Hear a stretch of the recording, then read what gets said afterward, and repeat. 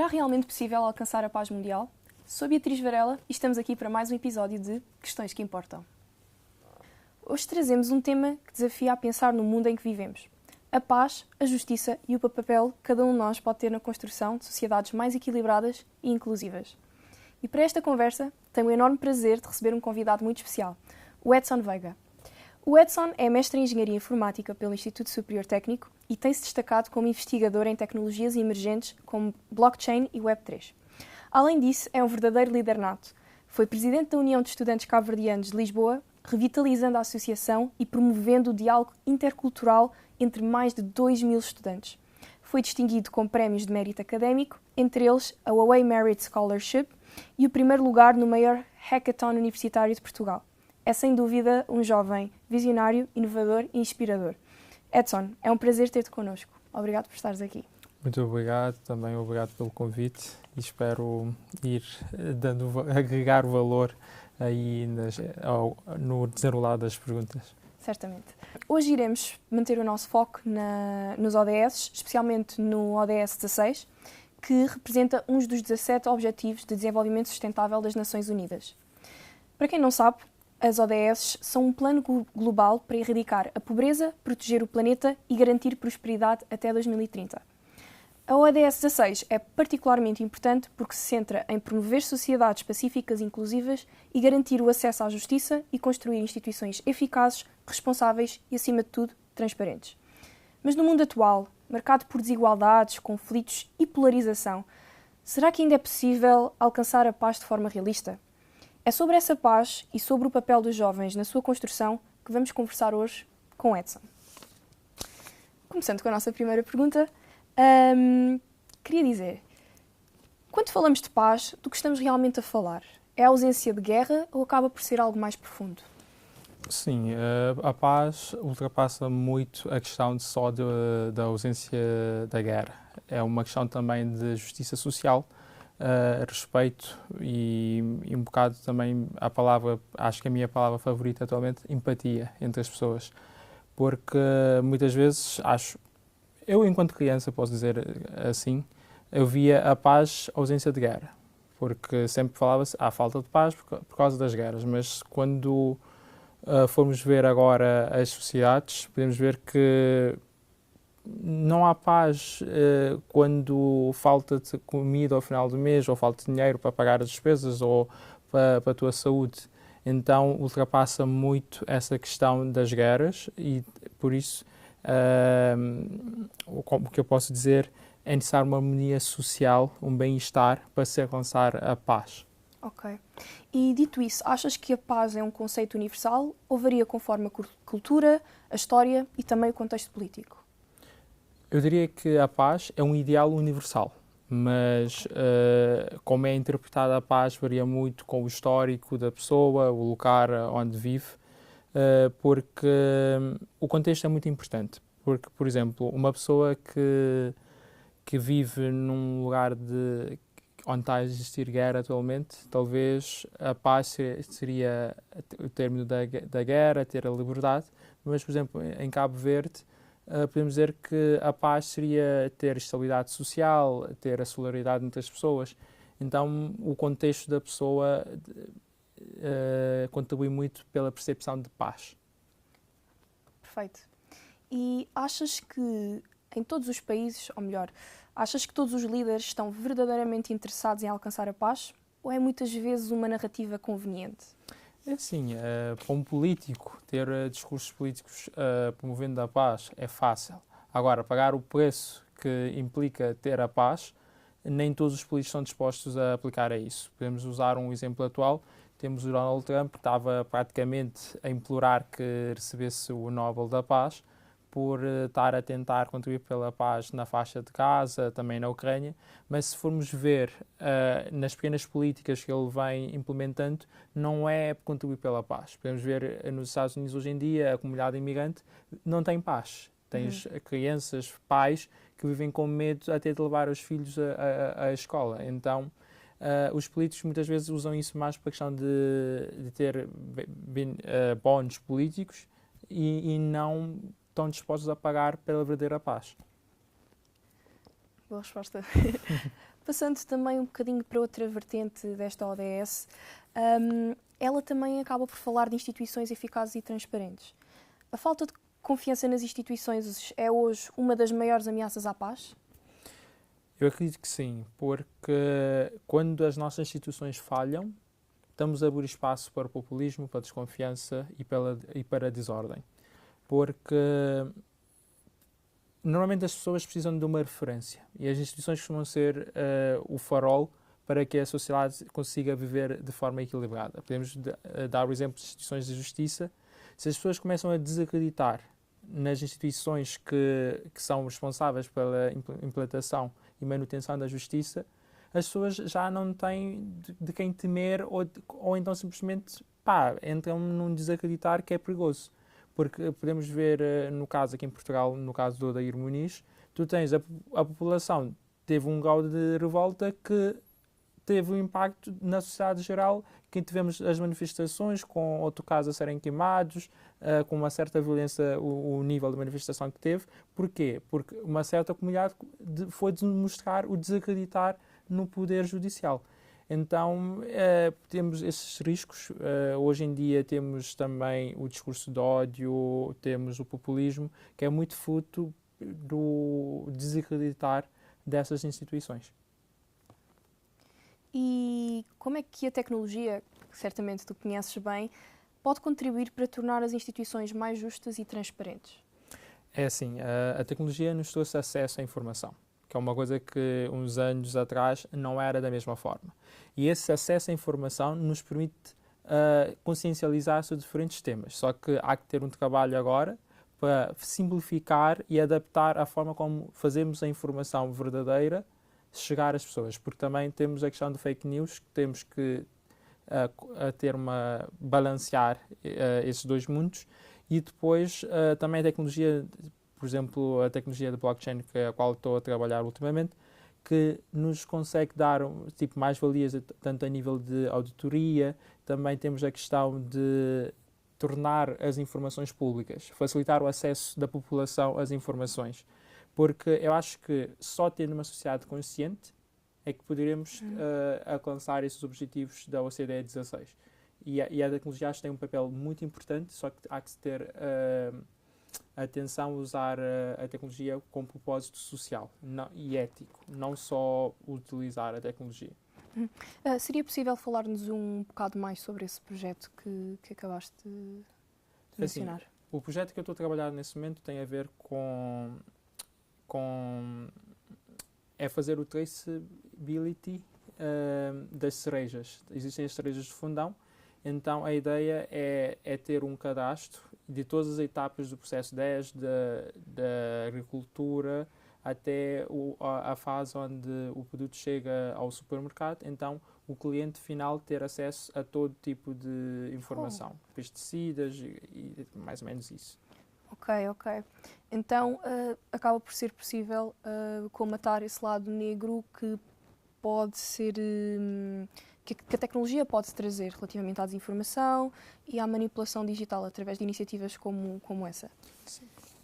Porque, assim, blockchain, no caso, consegue-te garantir que o conjunto de dados que tu tens não foram adulteradas por outrem. Então, acho que é o caminho, porque facilmente podemos adulterar uma informação e o blockchain nos dá essa garantia. Muito obrigada. Mudando novamente para um outro tópico que aborda a tolerância e a diferença e os choques que acabamos por ter entre estes mundos que nós vivemos, porque vivemos todos no mesmo planeta, mas certamente com perspectivas completamente diferentes. Qual é o papel da tolerância na construção da paz? A tolerância, eu diria que seria um dos elementos essenciais, porque no final do dia todos somos diferentes, viemos de realidades diferentes. Então há que saber respeitar as diferenças, porque é sendo tolerante e aceitando quem é diferente que conseguimos encontrar a paz. Porque se formos ver, a paz, nós podemos a paz é quando é no encontro com o diferente.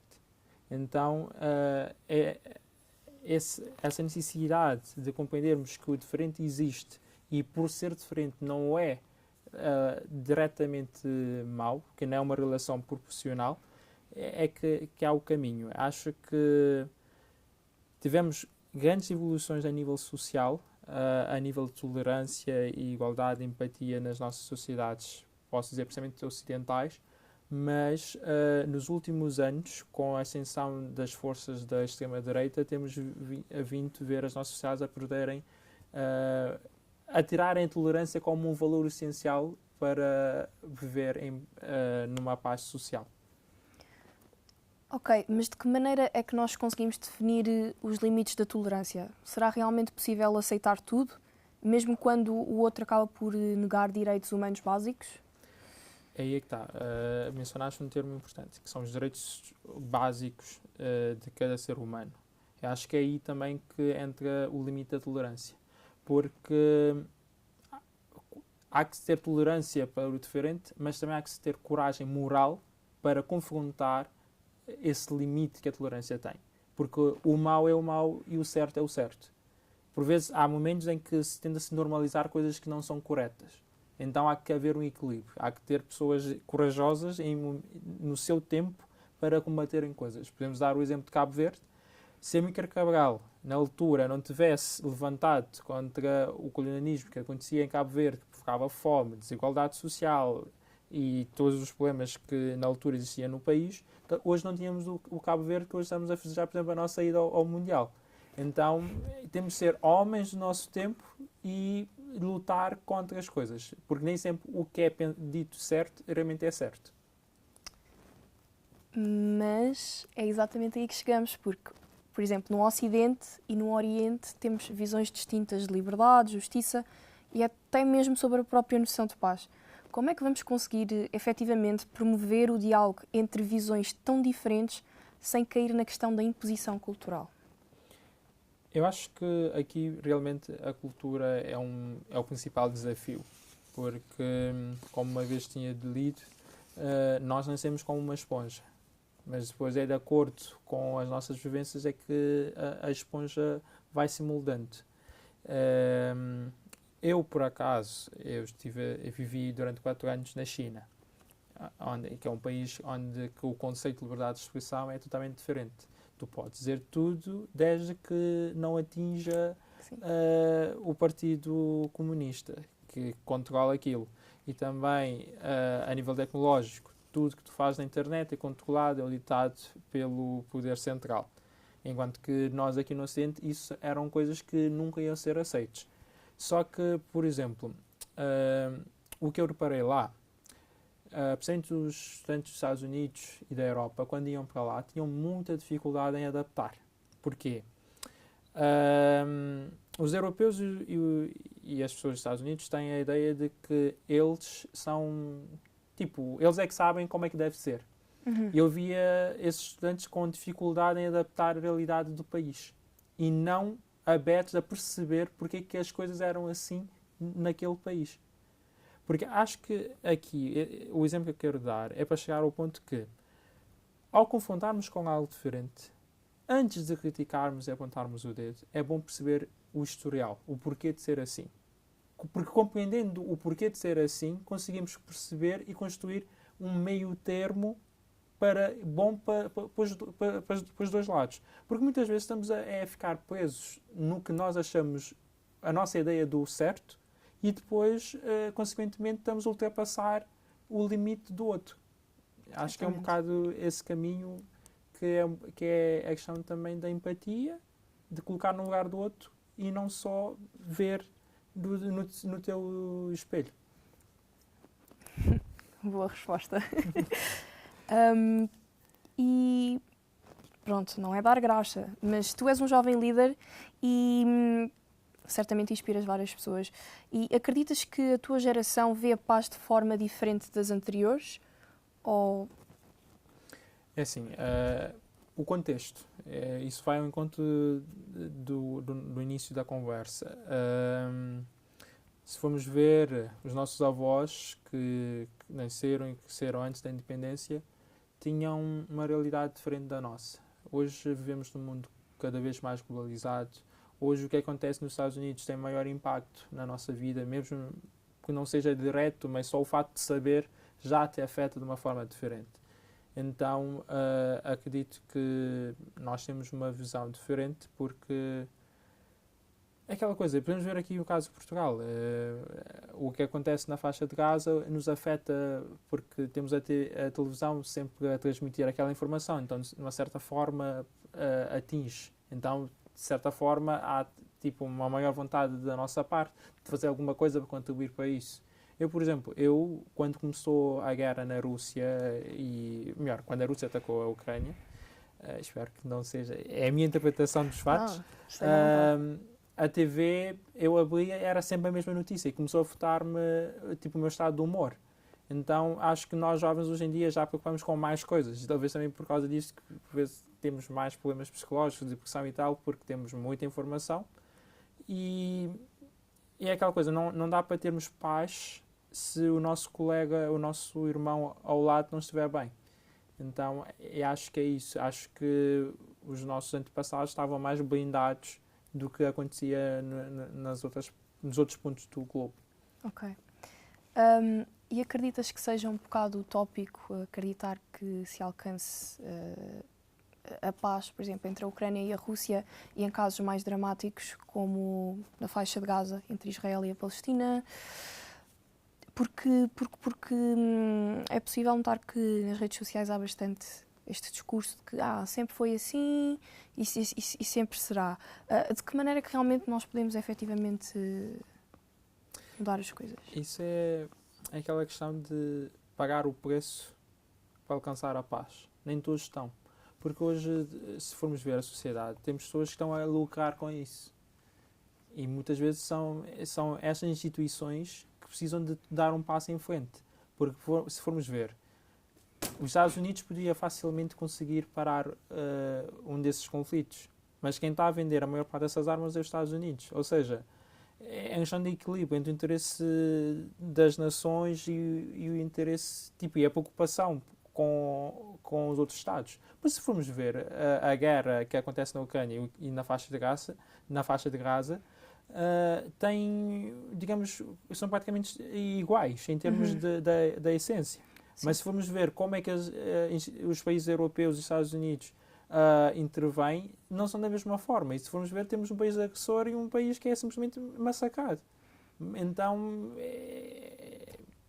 eu não sei, a paz seria facilmente alcançável.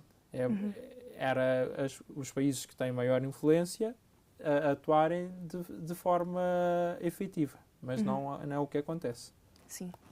Tenho aqui uma questão que acaba por ser mais específica, mas acredito que dá para ser aplicada também a todos. Qual é o papel que tu achas que nós, jovens africanos e da diáspora, temos na construção da sociedade, de sociedades mais justas e mais pacíficas? Nós, na diáspora, temos a oportunidade de estar a conhecer realidades diferentes. E graças a Deus, podemos dizer que nós somos uma das primeiras gerações que tem mais acesso à informação, mais acesso a financiamento, mais acesso a conhecimento. E é a questão de nós, como diáspora, nós, como africanos, conseguirmos e também termos esse desejo de usar todos esses mecanismos que temos nas nossas mãos e fazê-lo e usá-lo em prol da África. Porque nós não podemos continuar a permitir que nos livros a África seja vista só pelo seu passado. Temos que ver a África como o futuro. Porque a África é o continente que tem a maior proporção de população jovem, ou seja, o futuro passa por África, mas nós não podemos permitir que os africanos em África vivam em condições não desejáveis, ao ponto de quererem sair e, quando saírem, não potencializarem o seu potencial. Porque podemos ver, temos muitos jovens, por vezes, aí a virem para a Europa, mas para trabalharem em trabalhos que os europeus não querem fazer. Então temos que repensar a África e temos que pensar que não podemos só pensar no salário no final do mês, mas temos que começar a querer mais.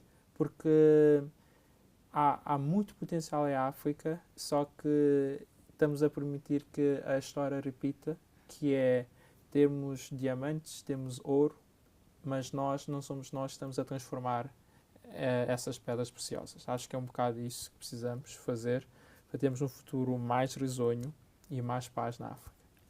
E de que maneira conseguimos fazer a ponte entre esse discurso diretamente aplicado à comunidade africana, mas também para os jovens, também aqui, especialmente em Portugal, porque cada vez mais notamos que há ondas migratórias em que realmente, infelizmente, não há condições aqui no país para estarmos. De que maneira conseguimos também deixar uma mensagem para os nossos colegas cá?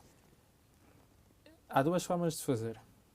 A Amílcar Cabral dizia que não se consegue cozinhar o arroz fora da panela. Sim. Ou seja, há necessidade de voltar para a África e contribuir também para o nosso desenvolvimento. Mas também, isso a Amílcar Cabral disse no seu tempo. Hoje em dia temos o presidente de Cabo Verde, o Dr. José Maria Neves. O discurso dele é: nós não temos de estar propriamente dito em África para contribuir para a África. Hoje em dia, com as tecnologias, podemos dar o nosso contributo independentemente de onde nós estamos. Podemos ter um médico a fazer a operação, por exemplo, dos Estados Unidos para Cabo Verde, ou então um engenheiro a dar aulas estando em Portugal, em Cabo Verde. Então, eu acho que hoje em dia o caminho passa pela força de vontade, porque formas de fazer há. Quem não quiser voltar para a África e contribuir diretamente, consegue facilmente contribuir. Posso dar o exemplo. Essa semana temos um conjunto de médicos e enfermeiros da comunidade dos Estados Unidos que foram para Cabo Verde e estão a fazer consultas, operações com a população. E também estão a transmitir o seu know-how para os médicos locais e também estão em contacto constante com as entidades governamentais para também haver uma melhoria no serviço de saúde em Cabo Verde. Então, há várias formas de contribuirmos para o desenvolvimento do nosso continente. Ok. Muito obrigada. E olha, se tivesses de descrever para ti o que é a paz, qual seria... Como é que a imaginarias? Paz, para mim, seria, primeiro, a ausência de guerra, a consciência que para a resolução dos conflitos não é através da violência, maior empatia entre as pessoas, também termos uma sociedade onde que as pessoas não são julgadas e nem preteridas ou escolhidas com base na sua cor de pele, nacionalidade, salário mensal. Porque, se formos ver, hoje em dia muitas pessoas são julgadas pela sua forma de vestir, pelo status que têm social. Acho que a paz passa um bocado por isso. Ver a pessoa e ver o ser humano, e não o que a pessoa representa. Ok. E tens alguma mensagem que gostarias de deixar para o pessoal? Eu diria que é mais paz, mais amor, mais empatia. Acho que estamos numa era em que fala-se muito de apontar o dedo ao outro.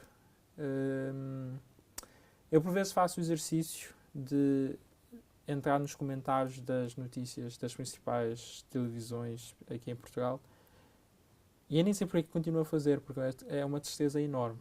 Vemos que as pessoas estão frustradas e estão à procura de pessoas para descontar a sua frustração, o seu ódio.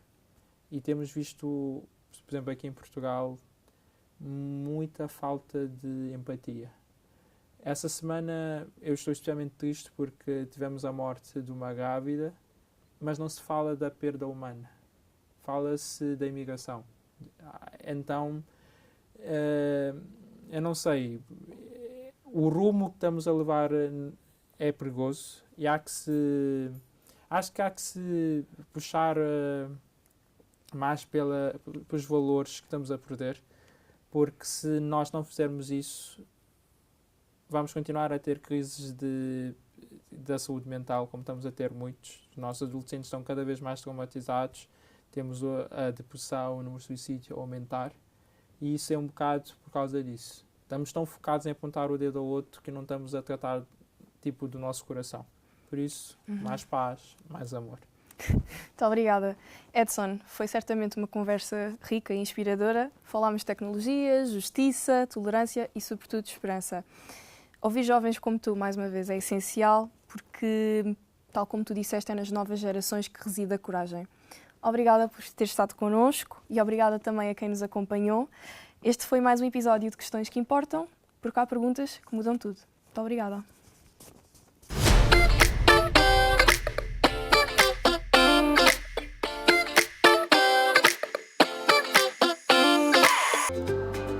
Ariel Patiense, diretora de realização. Beatriz Varela, apresentadora. Matilde Malhó, operadora de câmara 3. Leonora Medeiros, operadora da câmara 2. Carolina Mesquita, operadora da câmara 1. Raquel Assis, operadora de som.